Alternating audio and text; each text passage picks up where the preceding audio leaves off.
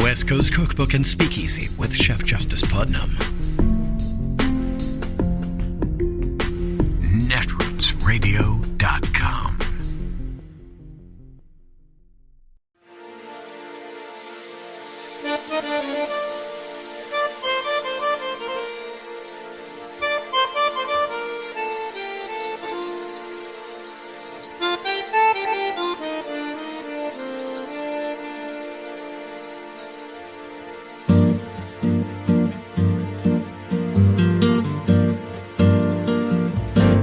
Je voudrais du soleil vert, des dentelles et des théières, des photos de bord de mer, dans mon jardin d'hiver.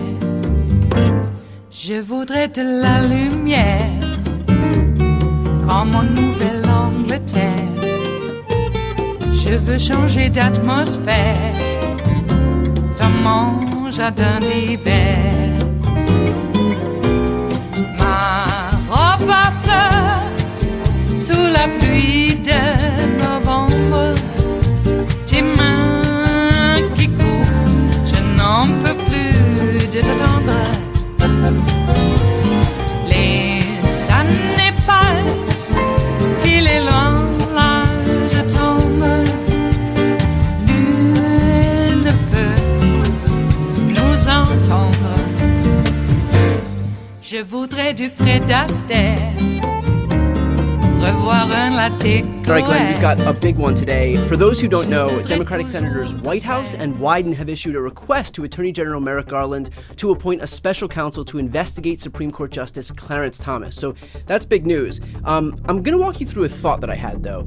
Obviously, Garland himself wouldn't investigate Clarence Thomas because he wouldn't agree with the optics of a Democratic Attorney General investigating a conservative Supreme Court justice. So the only option inherently would be to appoint a special counsel. And yet, Glenn, you'll remember that apropos of nothing, Clarence Thomas offered up an advisory opinion as part of the immunity ruling, questioning the legality of any special counsel. So do you think that he considered the fact that the only way he himself could be investigated would be via a special counsel, and so by questioning the legality of all special counsels, he's kind of saving his own ass?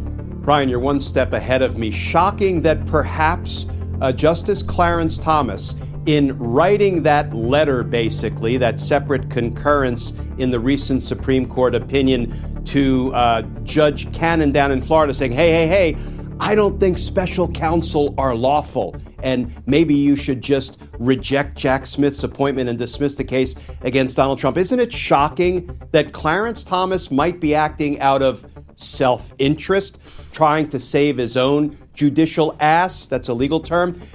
And think about this, Brian. The reporting is this letter to Merrick Garland from Whitehouse and Wyden saying, please appoint a special counsel to investigate the suspected crimes of Clarence Thomas and Samuel Alito. The reporting is it was sent last week. Here is my first question. Don't you think that letter, which was like 14 pages long and took some time to put together, don't you think Clarence Thomas may have gotten wind even before he wrote his concurring opinion a week and a half ago now, whatever it was, saying, special counsel's not lawful? Do you think he knew that that request was coming of Merrick Garland, that he himself be investigated by special counsel? That was my first thought. My second thought is, it's beginning to come together. I'm beginning to realize exactly why Clarence Thomas has been working overtime trying to help reinstall Donald Trump to power, because Clarence Thomas might be needing him one of those Trump pardons in the not too distant future. Glenn, let's say, for example, that knowing the issue of the legality of special counsels may eventually end up in front of Clarence Thomas himself and other sympathetic right-wing judges, knowing that the legality of special counsels may be in question, would it be a smart move for the DOJ to just get one step ahead of this thing and instead of appointing a special counsel, just do their jobs unto themselves and investigate him without appointing a special counsel, so that the issue of legality of special counsels isn't even a potential impediment down the road? It's an interesting point, because think about this. Let's play it out.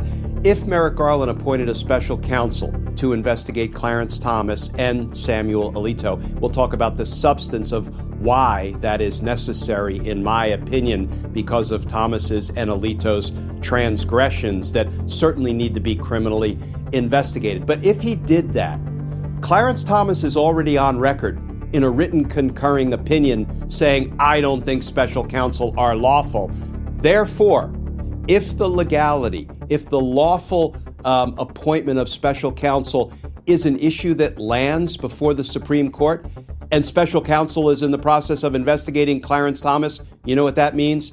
It means it's a conflict, and Clarence Thomas would have to recuse himself from the very opinion regarding the legality of the appointment of the prosecutor who's criminally investigating him, which begs the question, would Clarence Thomas recuse himself because of the conflict? Apparently not, which, Brian, brings us back. I mean, this is one tangled web. Part of the reason he needs to be investigated is because he is violating clear conflict principles by sitting on all of these insurrection cases when his wife was all in on the insurrection. So listen, it's not just, and I know we're throwing a lot in the mix here and answering one question. It's not just Clarence Thomas's and Justice Alito's obvious conflicts of interest that they completely ignore. It is these, financial disclosure federal laws that they are violating and have violated, it looks like, for years and perhaps decades. They have hundreds of thousands, perhaps millions of dollars of valuable in-kind contributions flowing to them, generally from, rich Republican millionaires and billionaires, and they fail to abide by the federal law that requires them to disclose those lavish gifts and perks and assets that have been flowing to them. And here's the thing, Brian, do you really think that they declined to put all of these lavish gifts on their federal financial disclosure forms, but they fully reported them on their tax forms and paid all federal income tax that was due on them? Oh, please. I don't know how foolish they think we are, but those are just some of the reasons they should absolutely be criminally investigated, because it sure looks like there is enough to open an investigation into both of them for their many transgressions. Well, that actually lends itself to my next question, which is really cuts to the heart of this issue. So based on the potential charges that were laid out by Whitehouse and Wyden, how clear and convincing is the case against Clarence Thomas? It is a clear, convincing case for a criminal investigation. Now, this takes me back to the days when I was supervising federal homicide prosecutors, when we had really difficult issues to resolve with respect to, one, whether we should open an investigation, and two, whether we should indict and take a case to trial. I always tried to, teach my prosecutors it is more important to bring righteous cases. It is more important to try righteous cases than to win righteous cases. The one thing you don't do is say, this case is going to be really tough, so I'm not going to bring the charges in the first instance, even though they are supported by enough evidence to indict. That does a disservice to the community you are obligated to protect. It does a disservice to the victims of the crime. You have to try cases. More important to try cases than to win cases. It is so critically important. It looks like Democratic lawmakers at this point are fed up with the thus far unchecked corruption and conflict and, frankly, outright crime, the rot at the top of our judicial branch of government, the Supreme Court, that they said enough is enough. We are going to try to address this with the other branches of government that are there to provide the very check on a runaway, corrupt, abusive Supreme Court. And win, lose, or draw, we're going to move forward, make these requests. Hopefully these investigations are going to take place. And then you let the chips fall with respect to how much evidence is gathered during the course of the investigation. And from your perspective as a 30-year former federal prosecutor, does the fact that now AOC introduced articles of impeachment, does the political pressure increase the prosecutorial pressure that might be on Merrick Garland at the DOJ to actually move forward with an investigation? You know, in a normal world, which we are not living in, I would say no. You know, as a career Fed, I had to make prosecutorial decisions every day for decades, and I never let politics or, frankly, community sentiment or what the victims wanted to see happen or what the defendants and their supporters wanted to see happen. I never let any of that weigh into my prosecutorial decisions, only the facts and the law, because once you begin taking those extraneous factors into account, then you're basically dropping the ball as a prosecutor.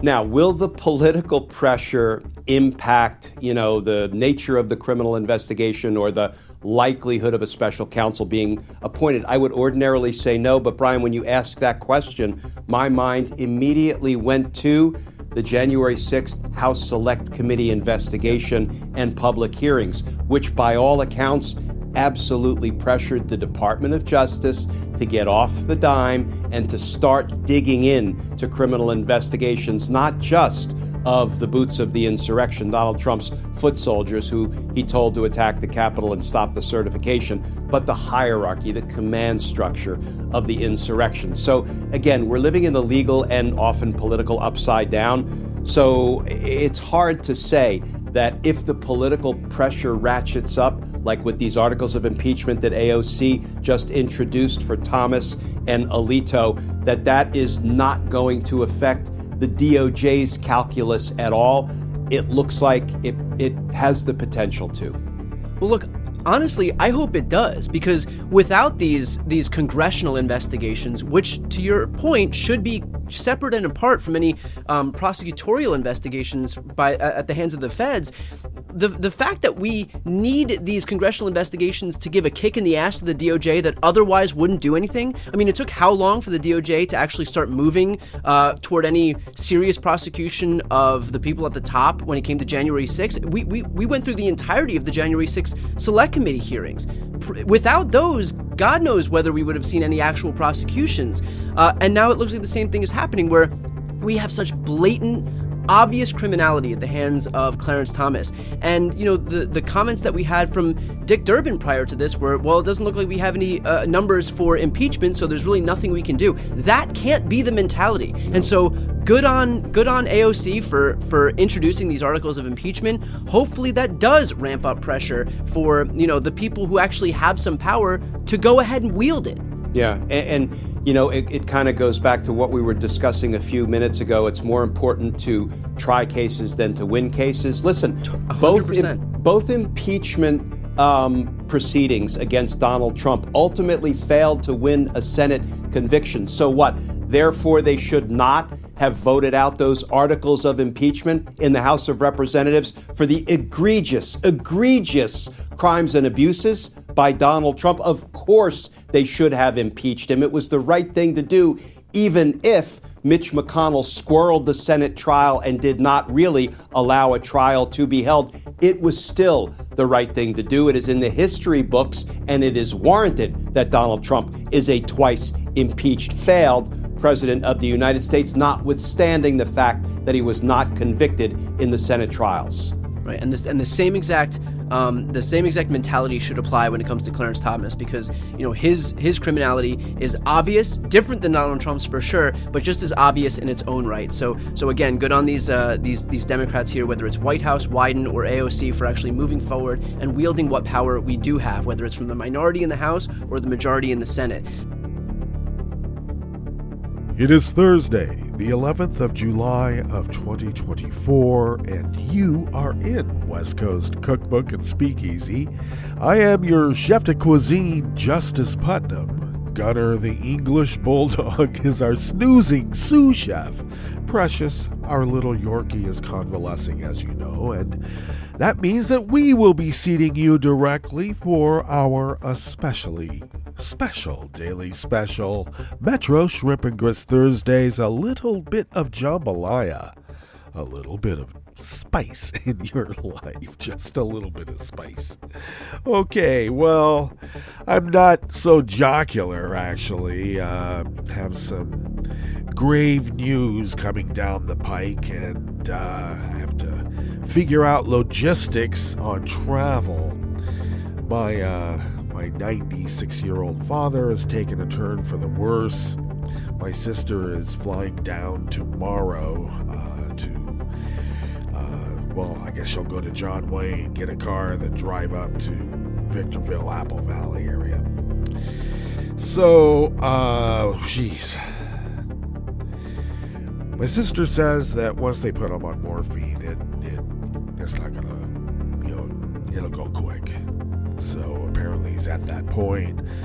He has a tendency to take off his oxygen overnight, which my mom would do that too. She'd pull out the oxygen out of her nose, and, I'd have to go in and put it back in and that kind of stuff, as I checked in on her throughout the night. Or, not really pulling it off, and come off, or, go to the bathroom and decide, well, I don't want to drag the tube behind me. Just whatever reason. But his SATs, his O2 levels were really low. And so got it back on, gave him a treatment, and so his lungs are filling up. Not a good sign, obviously. So, of course, coming on the heels of my mom's passing, and now my dad, and animals. Phew. Wow, man. Life. What's it mean? Maybe it doesn't mean anything. Maybe it just means we love each other as long as we can for as long as we have. Maybe that's the meaning. Maybe. I like to think that it's the action of life. But that's just me. So, we'll have to decide what we will be doing. I also should give an update on Precious because she factors into this decision too. So she went in for her first IV drip yesterday, which means that she's, there for all day. Drop her off yesterday I dropped her off at 9, but usually it'll be at, actually I scheduled it for 8:45, so that's not so bad. It's been as early as 8 before, which is showtime. We can't have that. So I'm able to at least get her there in the window, the 15-minute window. And we may have an abbreviated show tomorrow, or we may not. But not tomorrow. What am I talking about? Next week. But we'll get to that because we have to bring her in every Wednesday, regardless, for her IV drip. The good news is that her white blood cell count has come down considerably. So the bad white cell that they track hasn't really come down that much, or if at all. But overall, her white blood cells have come down, and that's from the prednisone, so that's helping. So with this IV drip medicine, which is not the oncology, it's not the chemo. Oncology, what am I talking about? It's not the chemo. So it's more palliative, but we're not looking for a cure. We're looking for quality of life. So right now, I should also interject that Dr. Dickey did qualify and say, the prognosis for little dogs like this is not, it's not long. It could be quick. And the decline, he described it to me. And, so right now she's doing okay. She could travel with me if I decide that I'm going to drive rather than fly down. Because I also have to figure a way of getting my dogs taken care of while I'm gone. And I can't take Gunner on the plane. I'm not going to take Precious either on a plane. But I can't get him into a hotel room because he's well over the weight limit, though he did lose almost 3 pounds. So we're well on the way for his more svelte features from times past. We're going to get him there. But regardless, even if we do get him to his optimal weight, he's still 30 pounds heavier, 35, 40 pounds heavier than, even at his optimal weight. So, 30, 40, 35, 40 pounds heavier than what they allow. So, thanks. He's a big dog. He's not very tall, as English bulldogs are. You know what they look like. He can barrel you over if you're not careful, though. Once he starts running, he gets low to the ground and he can go. But that is good news about Precious, though we may not have her for long, regardless of what we're doing. Right now, she's okay. Got up this morning, and she's been getting up on using her stairs to get up on the sofa and the beds and things like that. So those are all good signs. She had a neurological issue where her back hindquarters wavered about. It's because the signals just weren't getting there. And that was because of the inflammation. So taking the inflammation down, and white blood cells are obviously causing inflammation. So Dr. Dickey did say it's a little unusual. Well, good. I like unusual when it's good. Okay. Hearing too many usuals. All right. So we'll figure out what we're doing, even if we have to give updates on social media to let folks know what's going to be happening. The station will go. I can always turn it into a robot station. And our friends at Progressive Voices, we've been with them, and they've been with us for the duration of our whole existence, 14 years. Well, we could turn over a lot to them, so to fill in the gaps, but we'll have a mix, obviously, of our regular programming and maybe irregular programming.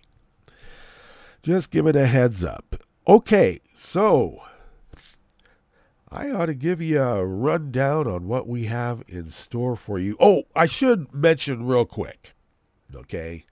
I played the background briefing clip from yesterday, and I guess that was because it was an interview from the day before, or before Joe's NATO meeting, the summit, where I got to tell you, I need to back up just a little bit. Now, I don't like to think that I would be prone to valorizing a politician. I don't know. It's hard. It's hard to think that I would idolatrize, make excuses for a politician. Part of the reason is that I just don't like cults. I really don't. I don't like the cult of personality. I don't like cults. I just don't. And when I saw Joe debate, when I immediately saw afterwards this feeding frenzy, the first thing it reminded me of was the Dean scream. I couldn't figure out why they were all upset about the Dean scream either. Okay, so the guy was cheerleading about their haul on making money and advancing their campaign, and let's go to the next place. Let's go. He was like a football coach, and they said, he's unfit for office. Look how crazy he is. Howard Dean is a crazy man. And we got that over and over and over and over, and people going, oh, well, we can't elect Howard Dean because he's unelectable. They made him unelectable. We can't elect him now. He's been made unelectable. And they saw, wow, that worked pretty good. Let's do it on the lady. And they did. And they had been doing it for ever since, I got to tell you, they took the office in the State House mansion. They had it in for Hillary and Bill because Hillary sat on the legal counsel of the Watergate Committee that, well, ran Richard Nixon out of office. And so now here we are. Get back for Watergate. Hillary Clinton has been, I don't know, run through the ringer. I'm not the first one that said she's like the lady who's been raped, but you can't have the lady who's been raped do anything because she's now dirty. No matter what, the fact is that she's now dirty. She's been raped.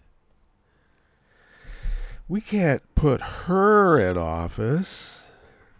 Look how dirty she is. Look how much they've dirtied her. It has astounded me.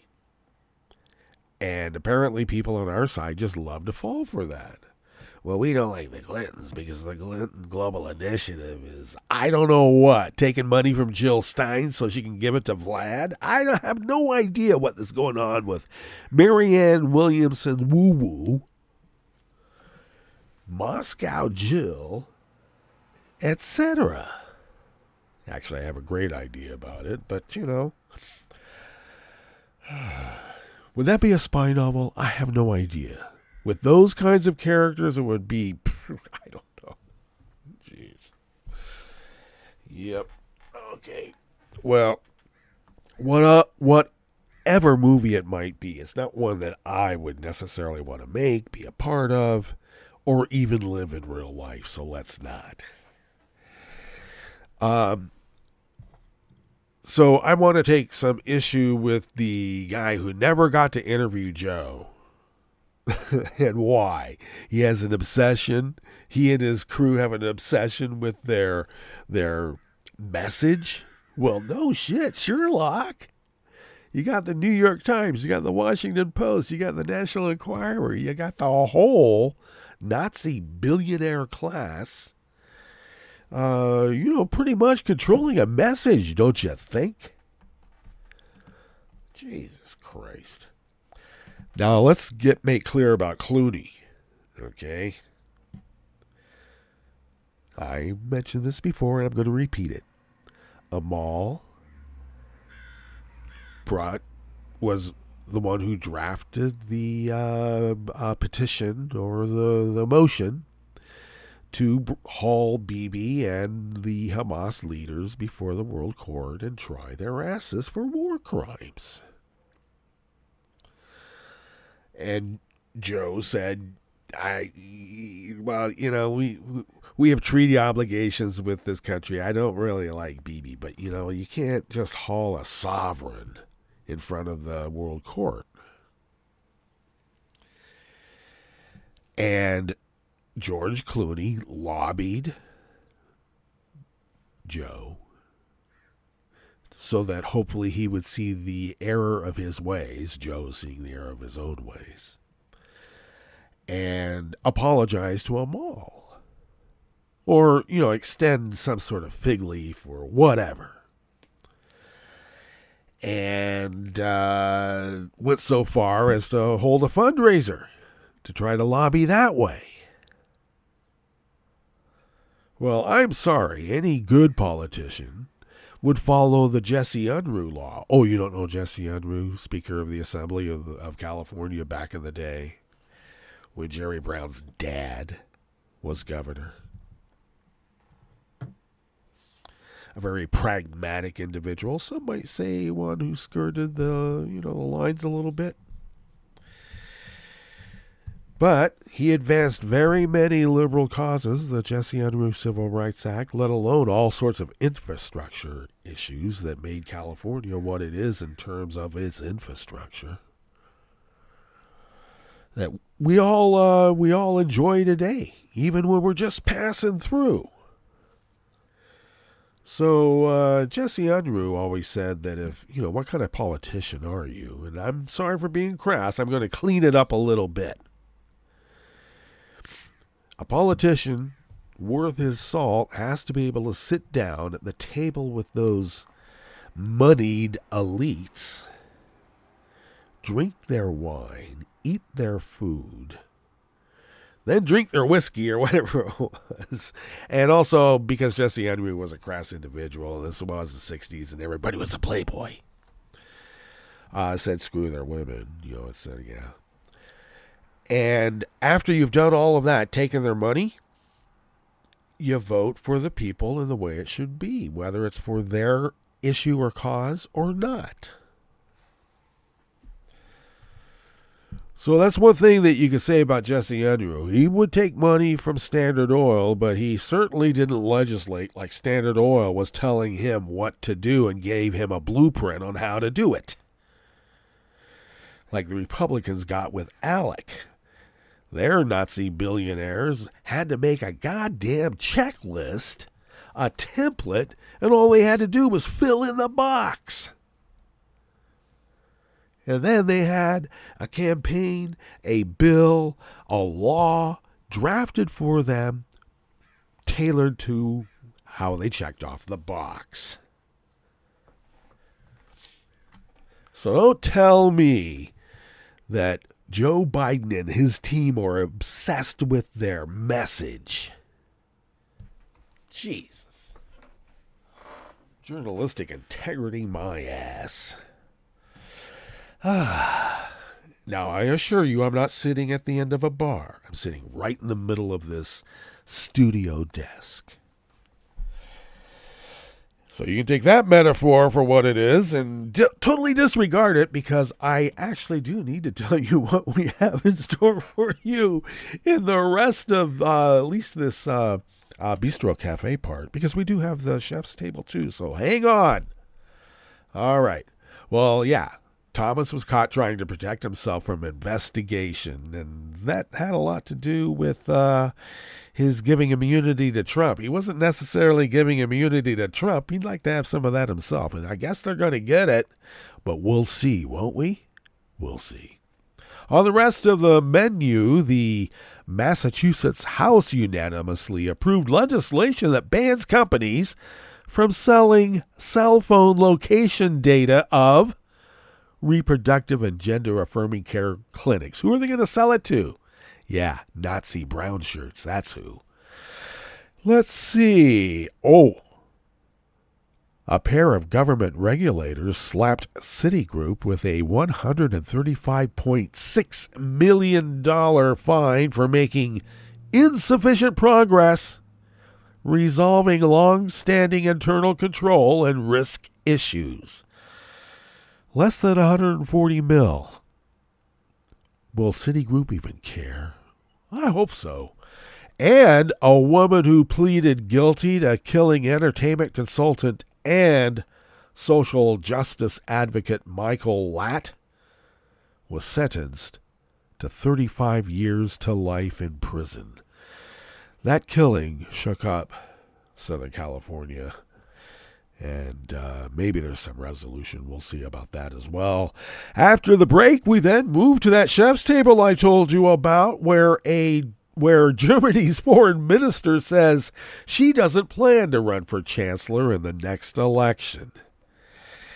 All right, that could bode well or not.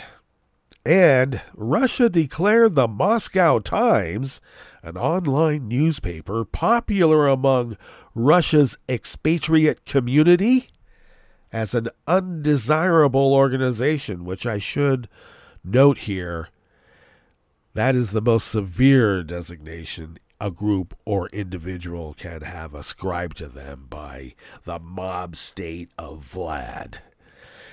And as being an undesirable organization, that subjects collaborators with up to 5 years in a Siberian gulag. And when they say up to 5 years, they mean they just put you there, and they don't expect you to survive those 5 years, I'm sure. All that and more on West Coast Cookbook and Speakeasy. Bon appetit.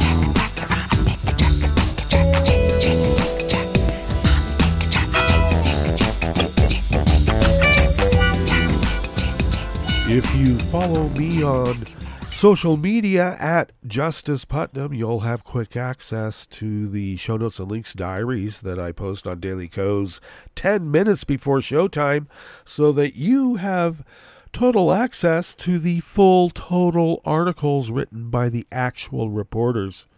So follow me at Justice Putnam. We are going to abbreviate our lists of introductions once again and tuck into this first offering here in the Bistro Cafe. And it is out of the Associated Press by Steve LeBlanc. The Massachusetts House unanimously approved legislation yesterday, Wednesday, that would ban companies from selling cell phone location data collected during visits to reproductive and gender-affirming care clinics. Make sure you know what apps are on your phone and maybe turn off the location data. Might be a good idea. I don't know. Will that work? They'll have a work around that for sure. Well, Democratic House Speaker Ronald Mariano said the goal is to ensure that the right to receive and provide that type of care remains ironclad in Massachusetts. Thank you.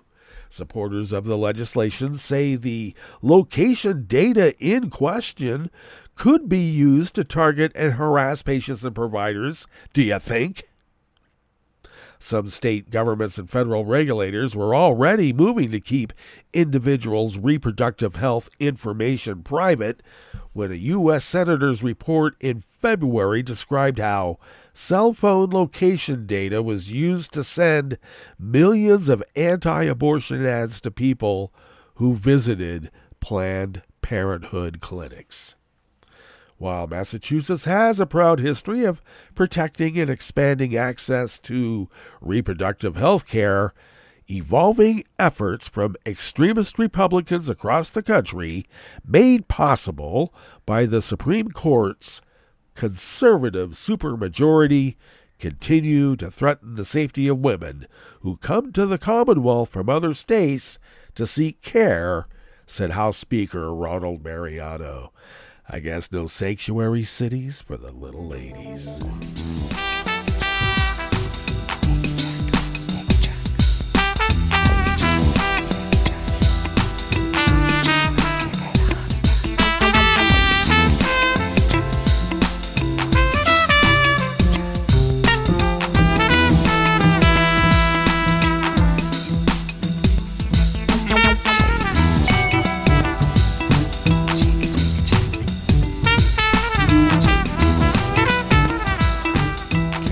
Suite of the Associated Press brings us this next offering here in the Bistro Cafe of West Coast Cookbook and Speakeasy. Metro Shrimp and Grist Thursdays. A pair of government regulators slapped Citigroup with a $135.6 million fine yesterday, Wednesday, saying the bank has made insufficient progress in resolving long-standing internal control and risk issues. It is a major blow to Jane Fraser, the bank's CEO, who has staked her career on making Citi leaner and less complex. You know the old joke, though. They're not called Shitty Group for nothing. But let's see. Maybe they're erroneously putting this all on Jane. We'll see. The fines come from the Federal Reserve and the Office of the Comptroller of the Currency, who said in separate releases that Citigroup had failed to meet its obligations stemming from a 2020 consent order related to the bank's risk and control issues. While the regulator said the bank had made progress, there were still significant problems at the bank that require the OCC and Fed to assess additional penalties. The $135.6 million is on top of a $400 million fine that Citi paid back in 2020 when the original consent order was signed. Citi will pay $61 million to the Fed and $75 million to the OCC as part of this round of penalties. In a statement, Fraser acknowledged the bank has not made progress quickly enough and that it is possible for Citi to make itself less risky. We've always said that progress wouldn't be linear, and we have no doubt that we will be successful in getting our firm where it needs to be in terms of our transformation, she said. Okay. Well, Citigroup was the go-to example of the too big to fail after the 2008 financial crisis. Its near collapse and government rescue required Citi executives to slim down its massive balance sheet, sell off businesses it no longer needed, and exit financial markets that it couldn't have a dominant position in. Citi ballooned in size and complexity in the 90s and early aughts through a series of acquisitions and mergers in an effort at the time to make Citigroup a financial conglomerate that catered to every customer. Oh, Elon Musk's dream. But many of those acquired businesses had software and internal controls that do not cooperate with other parts of Citigroup. So while Citi is less complicated than it was in 2008, it's still a bank that regulators harbor serious concerns about to this day because the lack of internal communication could lead to problems. And I might add, already has.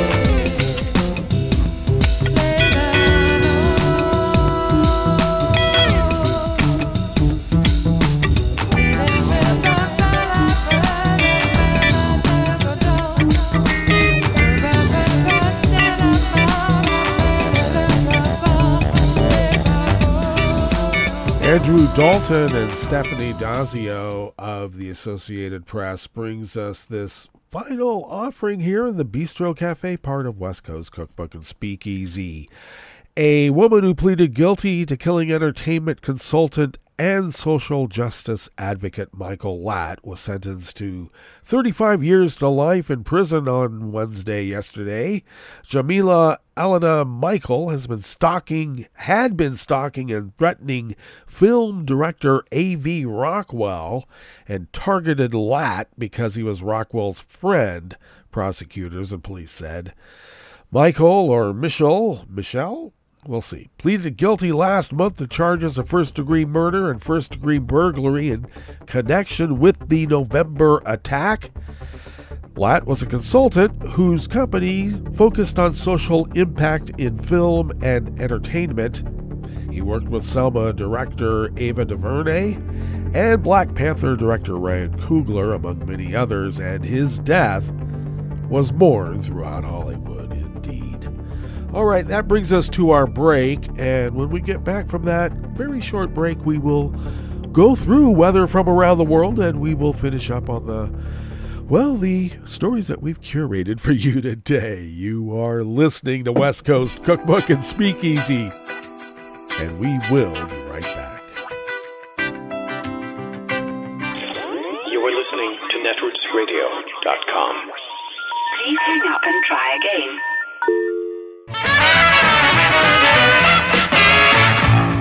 From a point at sea to the circles of your mind, a new force is at work for planetary transformation. New radio for a new Earth.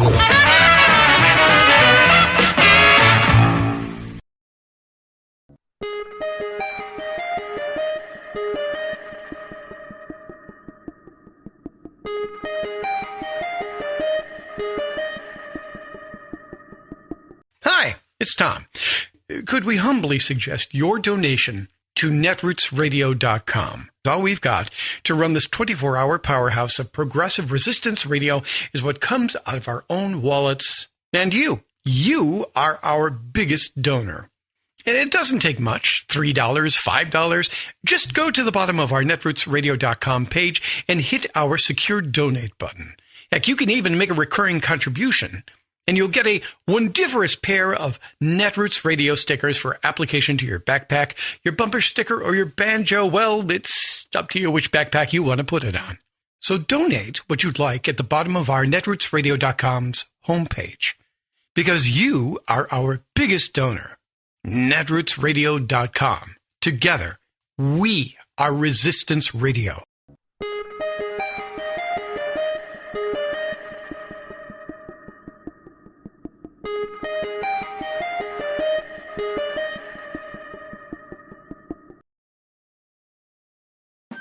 You're listening to the American Democracy Minute, keeping your government by and for the people.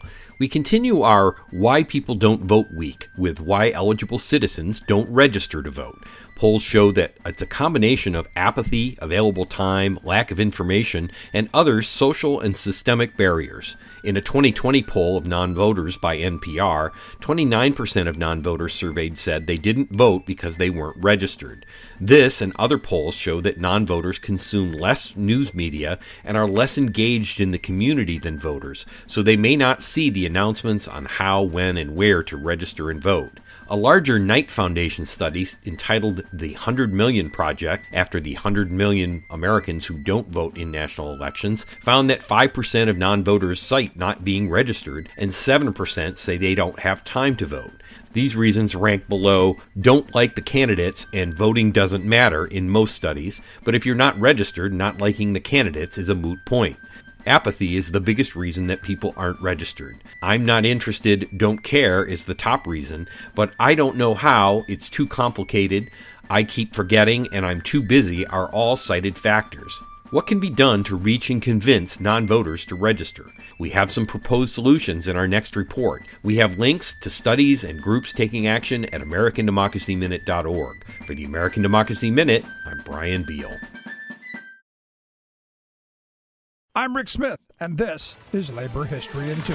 On this day in labor history, the year was 1937. The Little Steel Strike was beginning to collapse. Strikers in Massillon, Ohio had gathered that Sunday night at Union headquarters across from Republic Steel's Massillon Works. As Ahmed White describes in his book The Last Great Strike, the union had organized weekly festivities on Sunday nights, including food, live music, and dancing. For weeks, the Law and Order League had repeatedly demanded special police be deputized and armed to crush the strike. By early July, Ohio National Guardsmen ensured the forcible reopening of the mill. One self-appointed special deputy leader, Major Curley, decided tonight would be the night he was going to, quote, clean out that goddamned hall. He provocatively positioned his deputies in front of Union headquarters. First, he ordered his deputies to fire on picketers attempting to block the gate at shift change.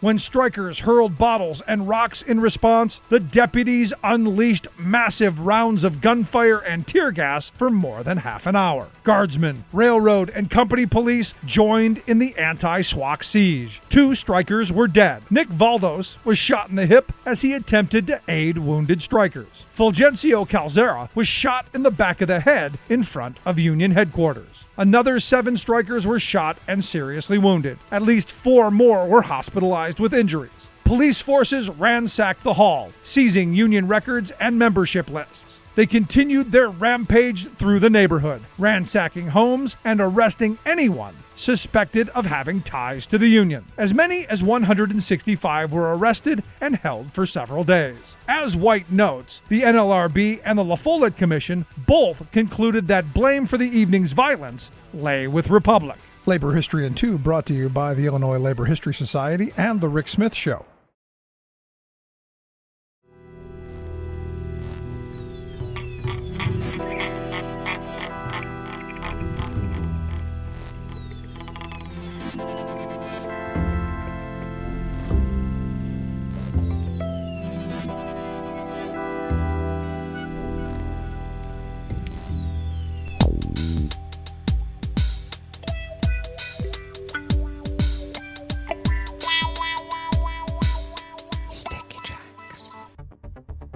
Thank you for accompanying us here to the chef's table at West Coast Cookbook and Speakeasy, Metro Shrimp and Grits Thursdays. We always begin weather from around the world along the banks of the Rogue River, in the Rogue River Valley of southern Oregon on the west coast of the continental United States of America, because there's lots more of us where we come from.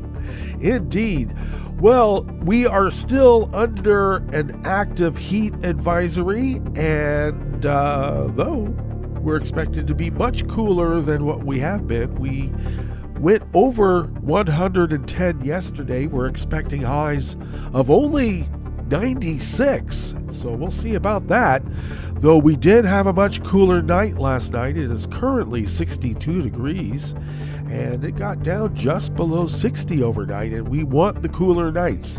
That helps us bring in the chill of the morning, lock it in for the day. Clear skies overnight, except we're going to have abundant sunshine throughout the day. And it will be hot, even though it's 97, 96. Winds will be out of the northwest at 10 to 15 miles per hour, which could unfortunately fan flames of wildfires that are not so terribly close, but close enough they could give us smoke. Clear skies tonight with lows in the mid to upper 50s, winds out of the northwest at 10 to 15 miles per hour, then mainly sunny skies tomorrow with highs around 97, 98, winds out of the northwest at 5 to 10 miles per hour. Looks like grass pollen remains high here in our town of Rogue River, and I can attest to that. The air quality index, though, is in the good range at 19 parts per million, though in other regions not terribly far away, they're having some air advisory warnings because of wildfire smoke. And, of course, it being summer, that daytime UV index is very high at level 9, and you better cover up and slather on the SPF. Barometric pressure is falling at 30.04 inches, visibility is up to 9 miles, and relative humidity is at 53%.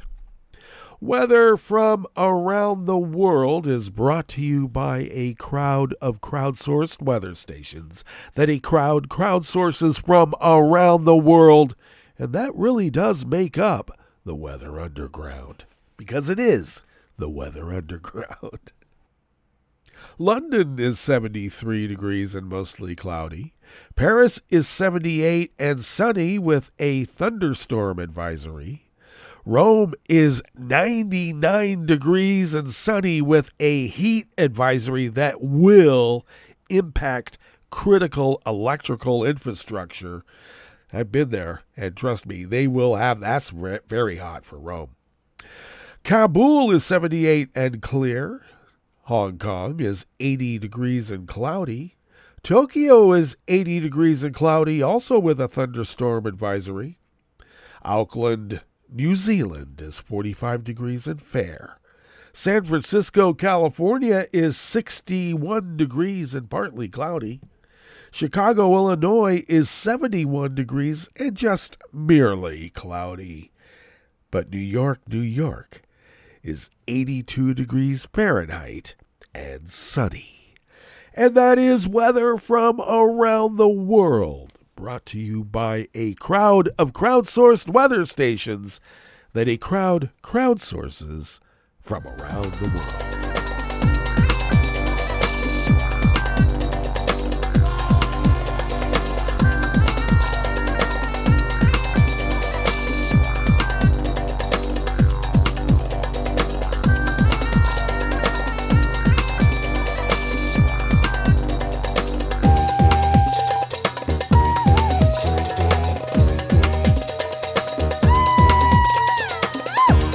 World Desk staff at the Associated Press brings us this first amuse-bouche here at the chef's table at West Coast Cookbook and Speakeasy, Metro Shrimp and Grist Thursdays.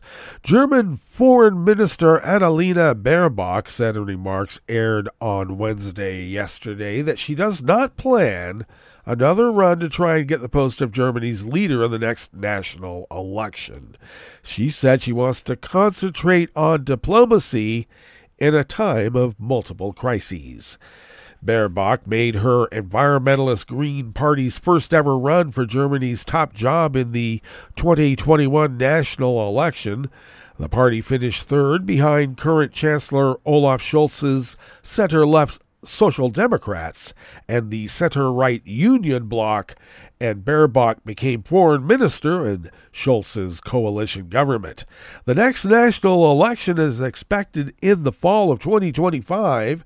In an interview with CNN from the NATO summit in Washington, Baerbock was asked if she considers running for the top job. Obviously, the world is a totally different one than at the last German national elections, she replied, citing Russia's full-scale invasion of Ukraine, the Israel-Hamas war, and the need for, quote, more diplomacy and not less, end quote. In these times of crisis, she continued, she said she believes her political responsibility entails not being tied up in a candidacy for the German chancellorship.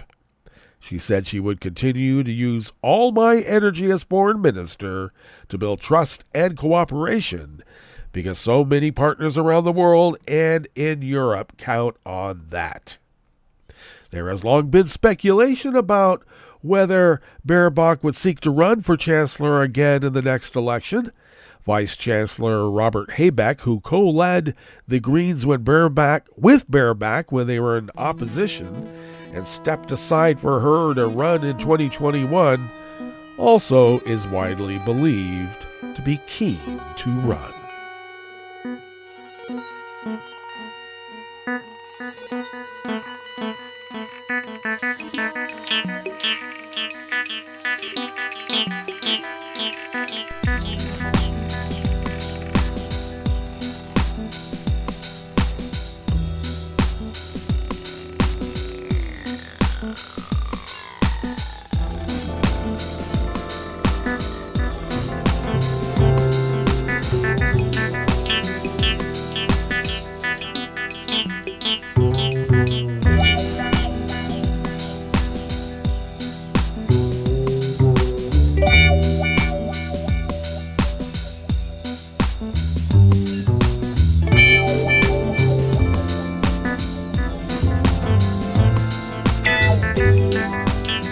Staff at the World Desk of the Associated Press also bring us this final amuse-bouche here at the chef's table at West Coast Cookbook and Speakeasy.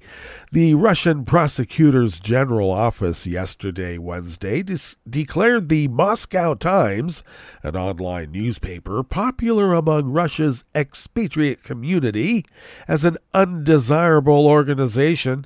The designation comes amid a crackdown on critical news media and the opposition. It means the newspaper must stop any work in Russia, and it subjects any Russian who cooperates with the paper to up to 5 years in prison. Yeah, Siberian gulag. It is a more severe measure than the foreign agent designation applied to the news outlet in November, which subjects individuals and organizations to increased financial scrutiny. and requires any of their public material to prominently include notice of being declared a foreign agent. The Moscow Times already moved its editorial operations out of Russia in 2022 after the passage of a law imposing stiff penalties for material regarded as discrediting the Russian military and its war in Ukraine. It publishes in English and in Russian, but its Russian language site was blocked in Russia several months after the Ukraine war began. In an editor's note on the decision, the newspaper said, "The labeling of the Moscow Times as undesirable is the latest of many efforts to suppress our reporting on the truth in Russia and its war in Ukraine. This designation will make it even more difficult for us to do our jobs, putting reporters and fixers inside Russia at risk of criminal prosecution and making sources even more hesitant to speak to us. Feature not a bug, coming to an America near you."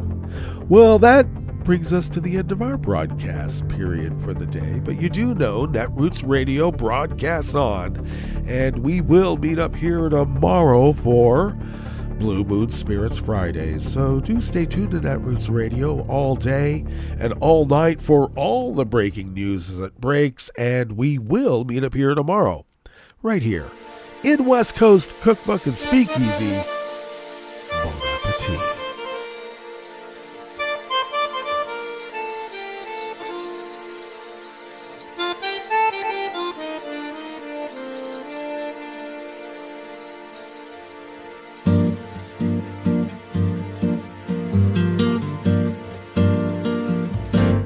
Je voudrais du soleil vert, des dentelles et des théières, des photos de bord de mer, dans mon jardin d'hiver. Je voudrais de la lumière, comme en Nouvelle-Angleterre. Je veux changer d'atmosphère, dans mon jardin d'hiver.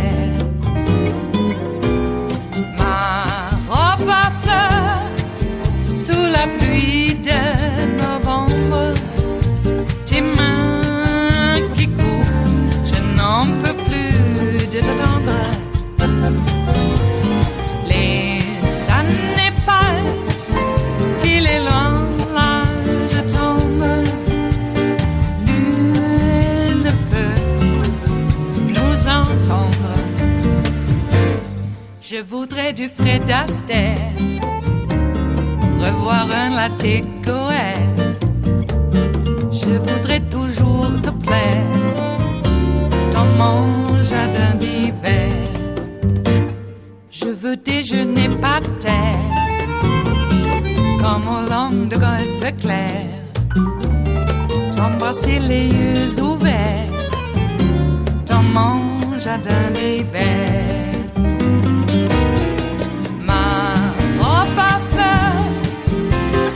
Pluie de novembre, tes mains qui courent, je n'en peux plus de t'attendre. Les années passent, il est loin, là je tombe. Nul ne peut nous entendre. Ba-da-da-dum-di-da-dum. Ba-da-da-dum-di-da-dum. Ba-da-da-dum-di-da-dum. Dans mon jardin d'hiver. Ba-da-da-dum-di-da-dum. Ba-da-da-dum-di-da-dum. Ba-da-da-dum-di-da-dum. Dans mon jardin d'hiver. Dans mon jardin d'hiver. Dans mon jardin d'hiver.